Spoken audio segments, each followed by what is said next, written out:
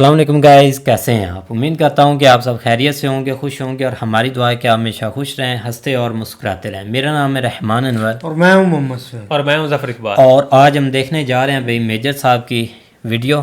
तो वीडियो का टाइटल है as China threatens India prepares to launch Agni missile. तो भाई ये जो मिसाइल करने जा रहा है भाई लॉन्च इंडिया 15 दिसंबर या 16 को, उसको लेकर भाई वीडियो देखते हैं मेजर साहब की। अगर वीडियो पसंद आए तो लाइक सब्सक्राइब ज़रूर कीजिएगा और कमेंट में अपनी राय का इज़हार ज़रूर कीजिएगा। तो करते हैं वीडियो फिर भाई स्टार्ट।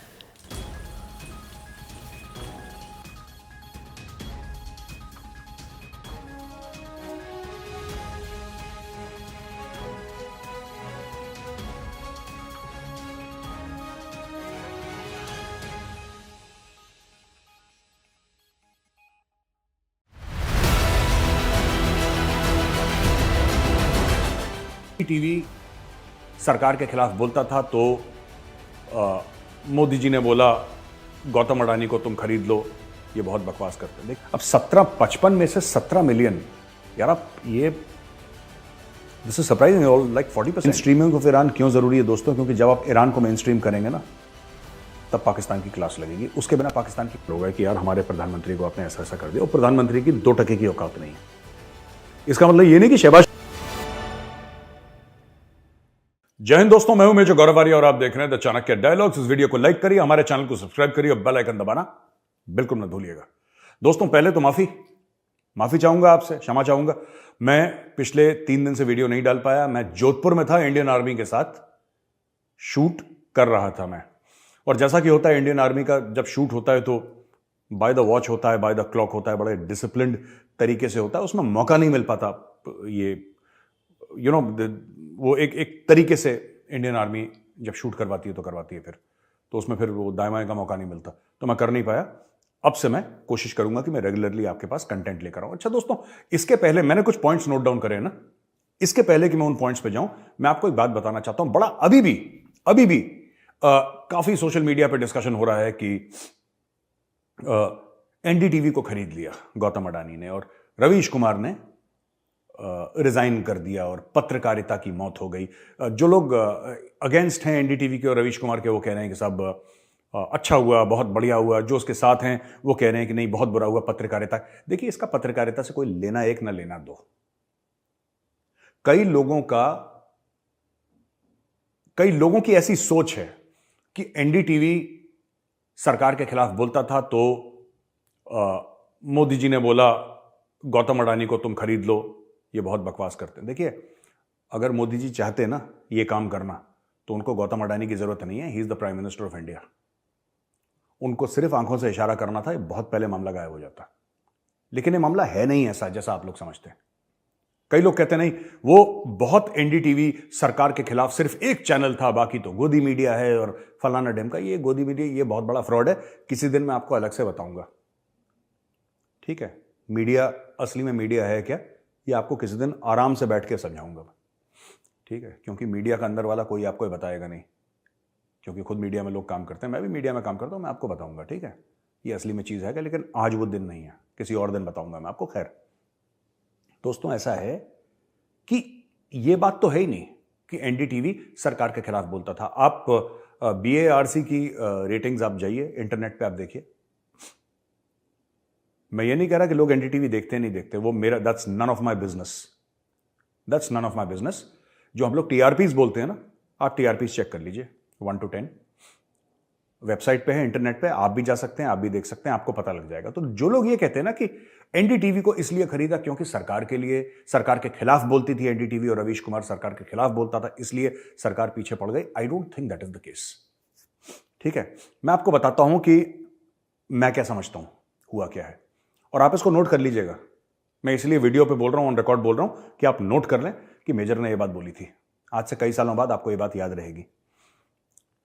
हाल ही में गौतम अडानी ने हाइफा पोर्ट खरीदा, करीब $3 अरब की डील थी। हाइफा पोर्ट खरीदा।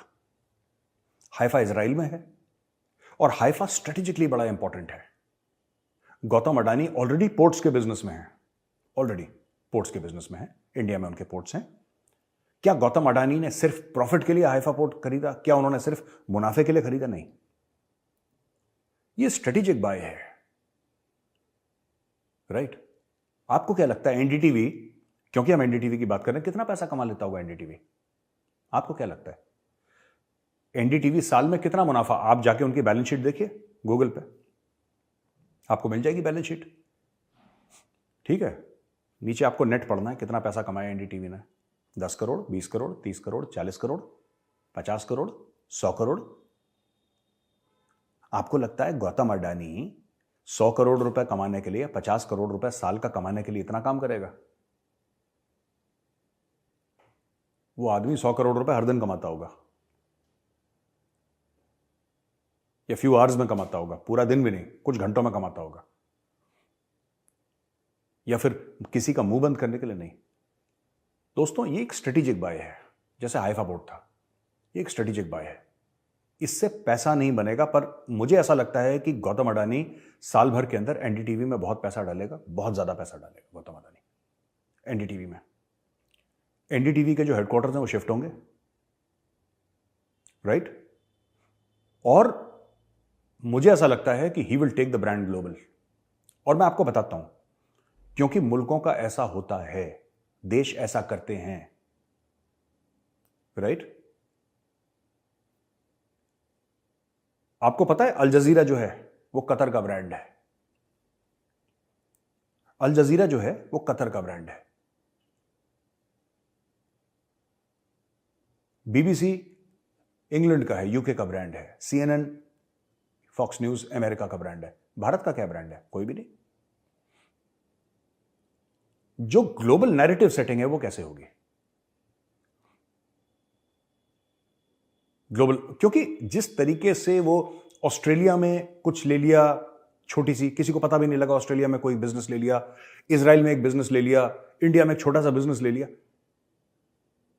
अगर आप इसको एनालाइज करेंगे एक मैप पे देख के, एक नक्शा आप खोलिए और देखिए कि गौतम अडानी ने क्या क्या खरीदा है, मुकेश अंबानी ने क्या क्या खरीदा, आपको एक पता लगेगा।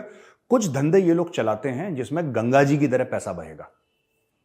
कुछ बिजनेस ये इसलिए चलाते हैं कि बहुत पैसा आएगा, और कुछ बिजनेस वो इसलिए खरीदते हैं क्योंकि ये स्ट्रेटेजिक बाइज है। ये स्ट्रेटेजिक बाय है, मैं आपको बता रहा हूं। आप मेरी बात मान के चलिए, आपको ये बात प्रूव हो जाएगी, आज नहीं कल। लोग हंसेंगे कि मेजर साहब ये आपने कौन सी बात कही थी, लेकिन मैं आपको बता रहा हूं। जो राइट विंग वाले हैं, जो एनडीटीवी को पसंद नहीं करते, जो बड़े खुश हो रहे हैं, आपको खुश होने की जरूरत नहीं है, क्योंकि उसने आपके लिए नहीं खरीदा। और जो लेफ्ट विंग वाले हैं, जो छाती पीट रहे हैं कि डेथ ऑफ जर्नलिज्म, भाई साहब ऐसा है, वो भी कुछ नहीं है। आप भी इमोशनल मत होइए। और ये वाले दोनों वाले, लेफ्ट और राइट, आप दोनों को इमोशनल होने की जरूरत नहीं है। इसका सीधा साधा मामला, ठीक है, जियोपॉलिटिक्स से है। इसका सीधा साधा मामला प्रोजेक्शन ऑफ इंडिया अब्रॉड से है। ये एक स्ट्रेटेजिक बाय है। इसका ना लेफ्ट विंग से लेना ना राइट विंग से लेना, ये मैं आज आपको बता रहा हूं। खैर, अब दोस्तों हम आ जाते हैं अपने मेन मुद्दे पे। मेन मुद्दा यह है कि ये जो चाइनीज वॉरशिप युवांग 5 ये इंडियन ओशन में घुसा। भारत को ऐसा लगा कि ये जासूसी के लिए आया है चीनी जहाज। भारत ने नोटम एक कर दिया कि ना, नोटिस ना, कि जब नोटम होता है, जब हम ये नोटिस देते हैं दूसरे देशों को कि भाई हम मिसाइल टेस्ट करने वाले हैं, भारत ने बोल दिया साहब हम अग्नि 5 टेस्ट कर रहे हैं। अच्छा, अग्नि 5 एक ऐसी मिसाइल है जिससे ना चीन को बड़ी सारी परेशानी है, बिकॉज विद अग्नि 5 इंडिया कैन रीच बीजिंग, पहुंच सकता है आराम से। भारत ऐसे कई, और सिर्फ बोला है 5000 से 8000 किलोमीटर इसका रेंज है, ठीक है। अग्नि 5 का अगर आप देखेंगे, इंटरनेट पे भी है, कहीं पे किसी का भी बयान भी देखेंगे ना, बयान भी देखेंगे, तो ये आपको पता लगेगा कि अग्नि 5 जो है उसका रेंज, ये भी गलत है, मैं आपको बता रहा हूं। अग्नि 5 का रेंज 8000 से कहीं ज्यादा है, कहीं ज्यादा अग्नि 5 का रेंज है, 8000 से ज्यादा। और ये चाइनीज भी यही बात कहते आए हैं कि जो भारत ने हथियार बनाया है बहुत खतरनाक है, लेकिन भारत सबके सामने कुछ और स्टोरी सुना रहा है, और यही मेरा भी मानना है। क्योंकि जब भी अग्नि 5 की बात, मैं सिर्फ छोटी सी बात कहता हूं, जब भी अग्नि 5 की बात होती है ना, चाइनीज का गला सूख जाता है। अजीब अजीब सी हरकतें करने लगते हैं चाइनीज, अजीब अजीब सी हरकतें। ये आर्टिकल छपना शुरू हो जाएंगे, एडिटोरियल छपना शुरू हो जाएगा। अग्नि 5 कर दिया, तो आपको क्या प्रॉब्लम है अग्नि 5? अभी तो अग्नि 6 भी होने वाला है, अग्नि 7 भी होगा फिर। नहीं, अग्नि 5 से खास परेशानी है पाकिस्तान को। इसलिए ज्यादा परेशानी नहीं है, वो तो चाइनीज बोलते हैं तो इसलिए वो बोल देते हैं। इसलिए परेशानी नहीं है पाकिस्तान को, क्योंकि अग्नि 5 is not for Pakistan. Pakistan तो बगल में हो, तो पृथ्वी निपटा देगा उसको। या अग्नि 2, अग्नि 3 is more than sufficient for Pakistan. अग्नि 5 एक अलग लेवल का गेम है, तो ये इंडिया ने सीधी धमकी दे दी कि हम टेस्टिंग कर रहे हैं अग्नि 5 की। अच्छा है। अच्छा, पाकिस्तान का एक ग्रुप है टेलीनॉर मोबाइल फोन का, जैसे हमारे यहाँ एयरटेल है, हमारे यहाँ वोडाफोन है, या फिर हमारे यहाँ ये जियो है रिलायंस का, और भी हैं। एक नॉर्वेजियन फर्म है टेलीनॉर। ये काफ़ी समय से पाकिस्तान में वो काम कर रही थी और काफ़ी समय से पाकिस्तान में लोगों को प्रोवाइड कर रही थी सर्विसेज। अब इसने एक अमीराती फर्म है जिसको मामला बेच दिया है और ये यहां से निकल लिए हैं। ये कह रहे हैं कि कंपनीज ऑपरेशनल कॉस्ट्स $55 मिलियन थी। जो कंपनी चलाने की पाकिस्तान में कॉस्ट थी $55 मिलियन, जिसमें 17 मिलियन सिर्फ बिजली का बिल था, पावर कॉस्ट्स। अब 55 में से 17 मिलियन, यार आप ये, दिस इज सरप्राइजिंग, लाइक 40% आपका पावर के बिल्स हैं, लगभग 40। मैंने कैलकुलेट नहीं करा, मैं आपको बता रहा हूं। तो उन्होंने बोला यार पाकिस्तान में हमारा फ्यूचर नहीं है। अब अमीराती जो कंपनी आएगी वो चलाएगी, यूनाइटेड अरब एमिरेट्स की जो चलाएगी, कैसे भी चलाएगी वो, पाकिस्तान उनसे कुछ डील करेगा तो करेगा, लेकिन बहुत बड़ा एक ब्रांड नेम पाकिस्तान में निकल लिया यूनिनॉर, क्योंकि वो कह रहा था कि इंडिया से लोग, देखिए इंडिया में क्यों होता है कि अगर कोई छोड़ के जाता है ना, क्योंकि इंडिया में डेटा बहुत चीप है, पाकिस्तान में डेटा महंगा है। इंडिया से 2 या 3 गुना ज्यादा महंगा है पाकिस्तान में डेटा, इंडिया में डेटा बहुत चीप है। तो भारत में जो होड़ लगती है ना कि कौन कंज्यूमर को अच्छी सर्विस बिल्कुल सस्ते तरीन दाम में देगा, इंडिया में ये है। पाकिस्तान में उल्टा मामला है। तो अब यूनिनॉर को लगा कि साहब हम यहां पर तो पैसा वैसा बना नहीं सकते, लुटिया डूब गई, तो यूनिनॉर ने बेचा किसी और कंपनी को। उस कंपनी को लगा कि हम पाकिस्तान से पैसा कमा लेंगे। और बिल तो मुझे नहीं लगता कि बिल देते भी होंगे वहां पे कि नहीं देते होंगे। जैसे कि पाकिस्तान तेल खरीदता है ना, फिर कहता है कि नहीं डेफर्ड पेमेंट पे, यानी कि अगर आपको इमीडिएटली पैसा देना है तो पाकिस्तान बोलेगा कि हमने आपसे तेल खरीदा, हम 3 साल के बाद पैसे देंगे। हो सकता है वहां के लोग यूनिनॉर को बोल रहे हो कि यार तुम्हारा मंथली मोबाइल बिल हम 3 साल के बाद देंगे, आज हमारे पास पैसे नहीं है, भागो यहां से। तो भाग गया और डर के मारे। ये भी हो सकता है, it's highly, everything is possible in Pakistan. अच्छा, डोवाल साहब जो हमारे एनएसए हैं, उनकी एक मीटिंग हुई यहां पे, कॉन्क्लेव यहां पे हुआ है, होस्ट करा है कॉन्क्लेव, और ये कजाकिस्तान, किर्गिस्तान, तजाकिस्तान, उज्बेकिस्तान से लोग आए थे।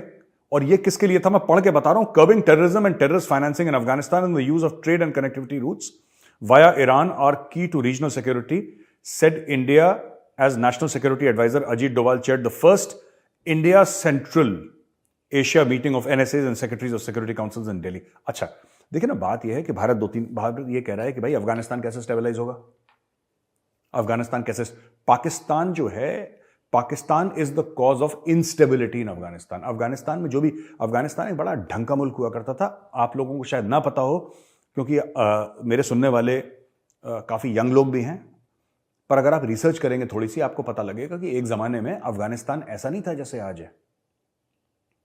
बड़ा मॉडर्न मुल्क था, लेडीज घूमती थी आराम से बाहर दिन रात, लोग भी घूमते थे, वहां पे सारी फैसिलिटीज थी जैसे और हैं।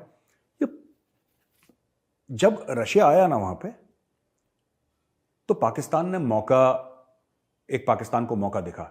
पाकिस्तान ने अपनी लालच के चलते पूरे एक देश को बर्बाद कर दिया, अफगानिस्तान को, अपने लालच के चलते कि भारत से हमें खतरा है तो हमें अफगानिस्तान में और जगह चाहिए, स्ट्रेटेजिक डेथ चाहिए, ये चाहिए, फलाना ढिमका 5वां सूबा, ये ड्रामा जो उनके दिमाग में, ये ख्याली पुलाव पाकिस्तानियों के चलते रहते हैं। उन्होंने अफगानिस्तान को बर्बाद कर दिया। आज की तारीख में जो आप देखते हैं ना, लंबी लंबी दाढ़ी वाले तालिबान कलेशनिकोव लेके हाथ में, ऐसा था नहीं। 70s में, 60s में, 50s में ऐसा अफगानिस्तान था नहीं। अफगानिस्तान एक प्रोग्रेसिव मुल्क था, एक बहुत अच्छा मुल्क था, लोग आते थे अफगानिस्तान, देखते थे, बड़ा सुंदर मुल्क है। पाकिस्तान ने सब बर्बाद कर दिया। आज की तारीख में मैं आपको बताता हूं कि टेररिज्म जो है, जो एनएसए साहब ने जो मीटिंग बुलाई, ये 4-5 देशों के एनएसएस को बुलाया, सेंट्रल एशिया के, और उनको बुलाया और उनसे बोला कि यार देखो, कनेक्टिविटी की बात हमने करनी है कि हमारी जुड़त कैसे रहेगी, हमें ट्रेड की बात करनी है, हमें एंटी टेररिज्म की बात करनी है कि वहां से टेररिज्म ना अफगानिस्तान से टेररिज्म, क्योंकि वहां पे इस्लामिक स्टेट भी है, वहां पे अलकायदा भी है, वहां पे तालिबान तो है ही है, लेकिन तालिबान का थोड़ा सा अलग मामला है। तालिबान कभी ये नहीं कहता कि हम अफगानिस्तान के बाहर जाके किसी के ऊपर अटैक करेंगे। आज तक तालिबान ने ये नहीं करा, ठीक है। तालिबान ने कभी ये नहीं बोला कि हम अमेरिका पे हमला कर देंगे और हम इंडिया के ऊपर हमला कर देंगे और इजराइल के ऊपर। वो ये सब बात ही नहीं करते, वो अपने ही मुल्क में खुश हैं तालिबान वाले।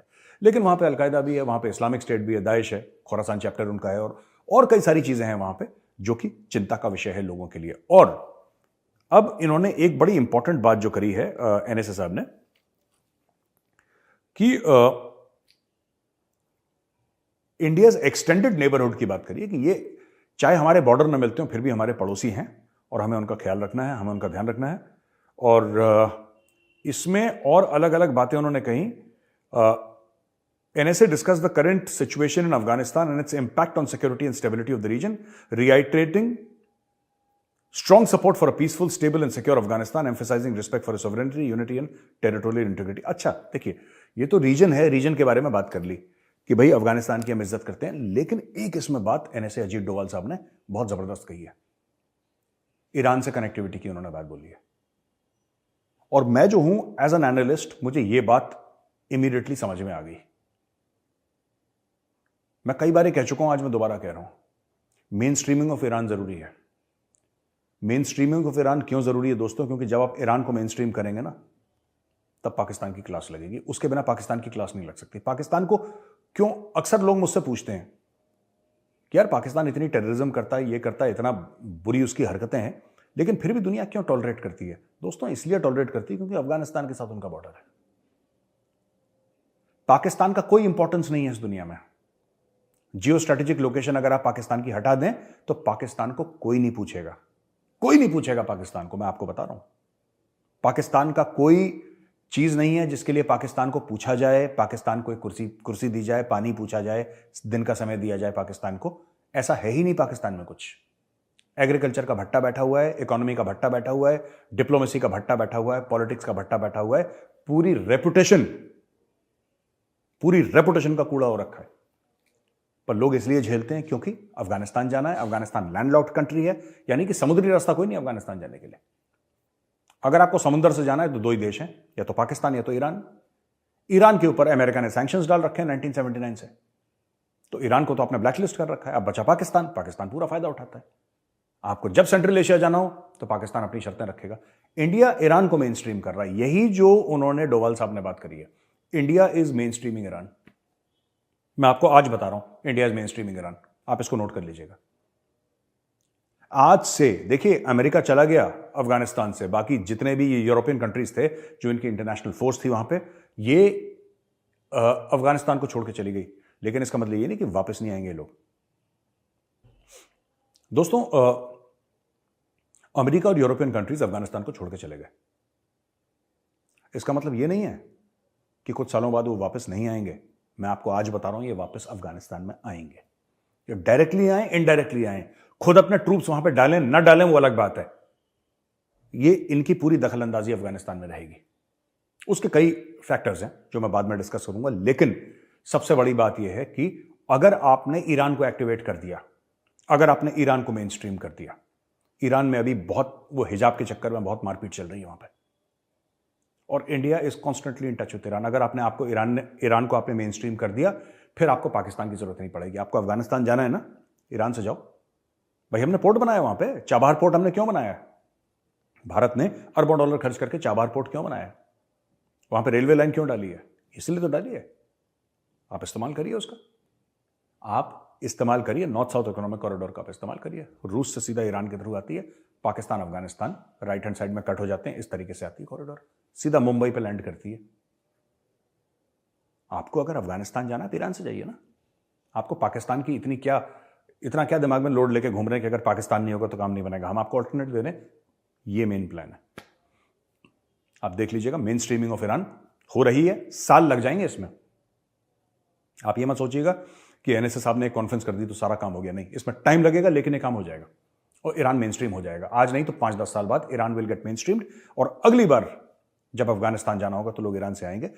पाकिस्तान को आइसोलेट करना एक मुद्दा है, मैं ये नहीं कह रहा कि सारे मुद्दे यही हैं, लेकिन एक मुद्दा ये भी है। अच्छा दोस्तों, एक और चीज हो गई। शहबाज शरीफ मुजफ्फराबाद गए थे कल परसों, तो वहां पे जो पाकिस्तान ऑक्यूपाइड कश्मीर है, जिसको आजाद कश्मीर बोलते हैं ना, उनका प्राइम मिनिस्टर है उसकी औकात दो कौड़ी की नहीं, लेकिन उसको प्राइम मिनिस्टर बोलते हैं। वहां पे एक प्रेसिडेंट भी है, ठीक है, जिसको इस्लामाबाद में बैठा ना असिस्टेंट सेक्रेटरी, जॉइंट सेक्रेटरी जो है, वो हड़काता रहता है उसको, ऊपर बैठ, छत पे जाके बैठ, नीचे जी मालिक, इस टाइप का मामला है वहां पे, ठीक है ना। उसका नाम है सरदार तनवीर इलियास। तो तनवीर इलियास जो थे, सरदार तनवीर इलियास, वो बोल रहे थे वहां पे कि साहब मुझे कुछ कहना है हमारे इसके लिए उसके लिए, कुछ कुछ कुछ अपनी स्टोरी वो सुना रहा था, जब शहबाज शरीफ वहां पे स्पीच दे रहा था। तो शहबाज शरीफ ने उसको बोला बैठ जाइए बैठ जाइए बैठ जाइए। तो वहां पे जो पीओके के जो कश्मीरी हैं, अब कश्मीरी तो नहीं है, वो सब लोग कश्मीरी अपने आप को बोलते हैं, they are not Kashmiris technically, mostly Kashmiri बहुत कम है वहां पे, लेकिन फिर भी तो वो लोग बड़ा ना इमोशनल हो गए कि यार हमारे प्रधानमंत्री को आपने ऐसा ऐसा कर दिया। और प्रधानमंत्री की 2 टके की औकात नहीं है। इसका मतलब ये नहीं कि शहबाज शरीफ की औकात है, मतलब उसकी शहबाज शरीफ से भी कम है, तो आप लगा लीजिए फिर।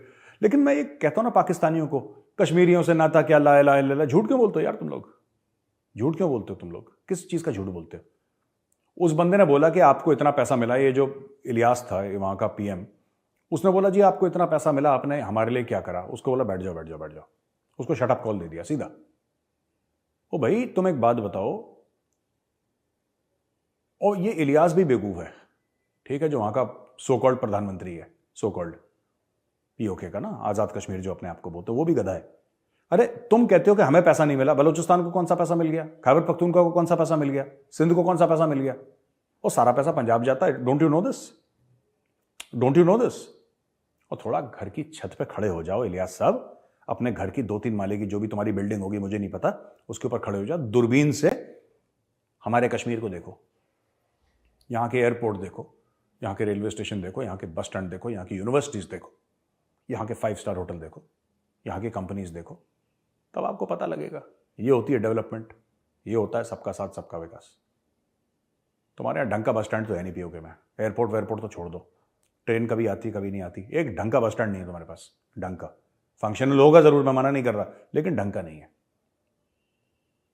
किसी भी चीज का, क्योंकि सारे पैसे पंजाब खा गया, सारे पैसे बलूचिस्तान के खा गया, सिंध के खा गया, खैबर पख्तूनख्वा के खा गया। तुम्हें क्या लग रहा था कि सरदार बहुत खुश होगा, शाबाशी देगा? है ऐसा नहीं होता। तो ये हल्ला वल्ला करना बंद करो। ये और इतना क्यों कह रहे हो कि हमारी तरक्की नहीं हुई? यार मैं जो पीओके की लीडरशिप है, मैं उससे बात कर रहा हूं इस वक्त। तुम ही जिहाद करना चाहते थे तो करो जिहाद भाई। आप चाहते थे ना जिहाद फी सबीलिल्लाह, काफिरों का गर्दन काटेंगे, कश्मीर के अंदर घुसेंगे, कुर्बानियां दे देंगे, हमारे बच्चे भी कुर्बान, हम भी कुर्बान, फलाना ढिमका सब कुछ, तो करो कुर्बानी। ये क्यों रो रहे हो कि हमारे यहां बिजली नहीं आती? ओ भाई जिहाद में जिहाद करो ना तुम बिजली नहीं आती इसमें क्यों रो रहे हो कि हमारी बिजली नहीं आती, हमारे बच्चों के लिए पानी नहीं है, सड़कें ठीक नहीं हैं, यहां पे इलेक्ट्रिसिटी बिल्कुल कुछ सेकंड्स के लिए आती है चली जाती है, यहां पे इंफ्रास्ट्रक्चर गड़बड़ है। तुमने तो कभी इंफ्रास्ट्रक्चर की बात ही नहीं करी, तुमने तो कभी डेवलपमेंट की बात ही नहीं करी, तुम तो जिहाद लड़ना चाहते थे।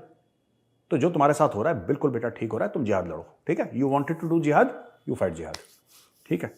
मैं सरकार से कह रहा हूं, पीओके के जो पीओके के लोग हैं, पाकिस्तान ऑक्यूपाइड कश्मीर के जो आवाम है, आप हमारे लोग हैं, ठीक है, आप भारतीय हैं।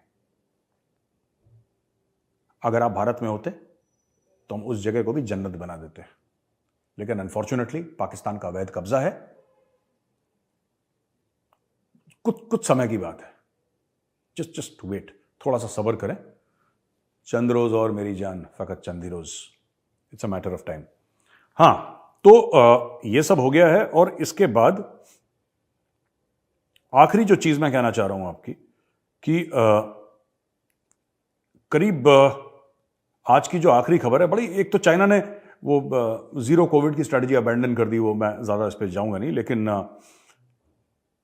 400 कंटेनर जो सब्जियों के हैं कराची सी पोर्ट पे अटके हुए हैं, 400 कंटेनर सब्जियों के, क्योंकि उनके पैसे देने के लिए, मतलब पाकिस्तान के पास डॉलर है ही नहीं, ठीक है। All Pakistan fruit and vegetable exporters, importers and merchants association, PFVA chairman Mohammad Shahzad Sheikh told the Ministry of Commerce on Tuesday that 417 containers worth more than 5.4 million, ठीक है, ये अटके हुए हैं वहां पे। इसमें प्याज हैं, इसमें अदरक है, इसमें गार्लिक है, लहसुन, और ये सब हैं क्योंकि कुछ $1 मिलियन देने हैं। और जो कमर्शियल बैंक्स हैं वो कह रहे हैं कि साहब हमारे पास फॉरेन एक्सचेंज है ही नहीं, तो बेटा तुम प्याज टमाटर भूल जाओ, कुछ नहीं, वहां पे सड़ रहे हैं चीजें कराची पोर्ट पे, और आगे जाने का कुछ नाम है नहीं क्योंकि पाकिस्तानी बैंक्स उनको फॉरेन एक्सचेंज नहीं दे पा रहे। तो ये बड़ा क्राइसिस हो रहा है पाकिस्तान में कि सामने सब्जियां हैं, आपको खुशबू आ रही है टमाटर की, आपको लहसुन की, प्याज की खुशबू आ रही है, धनिया की खुशबू आ रही है, लेकिन वो कंटेनर से लेकर कढ़ाई तक, के टू के, कंटेनर टू कढ़ाई, वो आ ही नहीं पा रहा। तो दोस्तों, आई होप आपको वीडियो पसंद आया होगा। मैं फिर आऊंगा बहुत जल्द एक और वीडियो लेके। इस वीडियो को लाइक करिए, हमारे चैनल को सब्सक्राइब करिए और बेल आइकन दबाना बिल्कुल मत भूलिएगा। जय हिंद। हाँ जी गाइस, तो जैसा कि आप वीडियो देख रहे थे मेजर साहब की, तो मेजर साहब ने आज कुछ हमें बताया एनडीटीवी का। भाई उन्होंने बताया क्योंकि इसकी काफ़ी ज़्यादा हमने न्यूज़ सुनी, हर तरफ इंडिया में ये ट्रेंड चल रहे थे, लेकिन यह है कि अब इसकी जो कंट्रोवर्सी थी वो उसका भाई पता चल गया कि वो अदानी साहब ने ख़रीद लिया।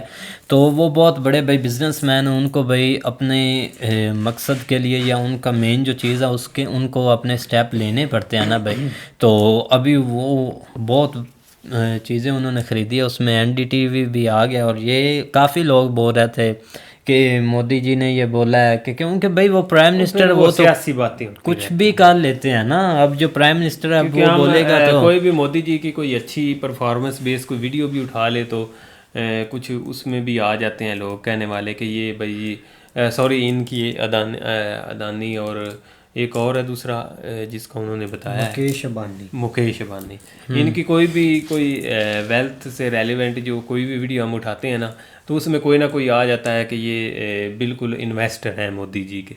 तो मुझे नहीं लगता इस तरह का कोई सीन है। वहाँ पे एक प्रॉपर डेमोक्रेसी है और उसके मुताबिक हर चीज़ चल रही है भाई, ये और होना भी भाई ऐसे ही चाहिए। मीडिया ज़ाहिर बात है, कोई भी गवर्नमेंट होती है तो उसमें जो है ना वो मीडिया के ऊपर इल्ज़ाम लगता है कि ये भाई जी इस गवर्नमेंट का से जो भी, ज़ाहिर बात है मीडिया को ये इस हवाले से बहुत सारा टारगेट फेस करना पड़ता है। हमारे भी यहाँ आजकल ज़्यादा मीडिया गवर्नमेंट के साथ अटैच है, तो ज़ाहिर बात है फिर लोग यही कहेंगे कि भाई जी ये इनको, वो हमारे यहाँ तो लफाफे मशहूर हैं, इनको लफाफे मिलते हैं, इस हवाले से जो है ना वो उनको मतलब जो नहीं, वो मामला थम गया, उसने खरीद लिया और उन्होंने बेच दिया। अब ये लोग बातें करते हैं बाकी, लेकिन सबसे बात जो मुझे आज अच्छी लगी ना वो टेलीनार की है कि टेलीनार इधर से जा रहा है। मैं तो बोलता हूँ उनको कितना 17 मिलियन बिल भेजा है, मैं तो बोलता था 100 मिलियन भेजते, एकदम हमारी जान छोड़ते, क्योंकि हम इनका 300 का पैकेज मैं हफ्ते का लगाता हूँ, एक वीक का।